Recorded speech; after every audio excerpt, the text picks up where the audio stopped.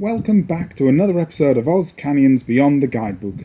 Today we're on the Nunes Plateau, descending the west branch of Deans Creek, which is beyond the Rick Jamieson Guidebook.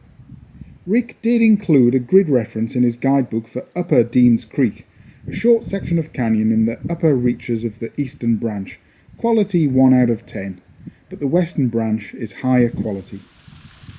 We've come down a ridge to where the LiDAR suggested we could just walk in. It's very ferny, but there is a big drop here and a proper canyon underneath us. So the LiDAR unfortunately didn't get in between the walls. So we've got to walk back up canyon a bit to get in. We're in. There's a lot of neoprene suddenly. I don't have any. I'm not envious just yet. The western branch looks worth exploring on the aerial photos and LiDAR data. I've had it marked on my map for over a decade, but as everyone thinks, it's in a popular area. If it was any good, someone would have said so, and surely it would have been in the guidebook if it was any good. But as we've learned, the full name of the guidebook is Canyons Near Sydney that someone told me about, and no one told Rick about the west branch of Deans Creek. Where's steep floating? Tony and Ryan swam this pool, but Smithy, Melissa and I bridged to about ankle deep. The western branch of Deans Creek is published by the Bush Explorers, named Henry Canyon by Michael Keats, Henry being the first name of Deans Creek fame, who was the engineer and architect of the Nunes Valley Railway and Glowworm Tunnel. The canyon would have been explored by countless parties over the past 60 years and the First Nations people over the thousands of years before that, but little history is known.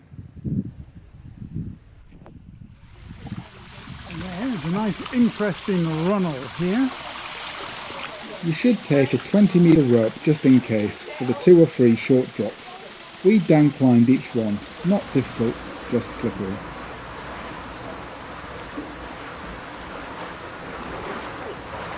This was the deepest compulsory pool for us, just over waist deep.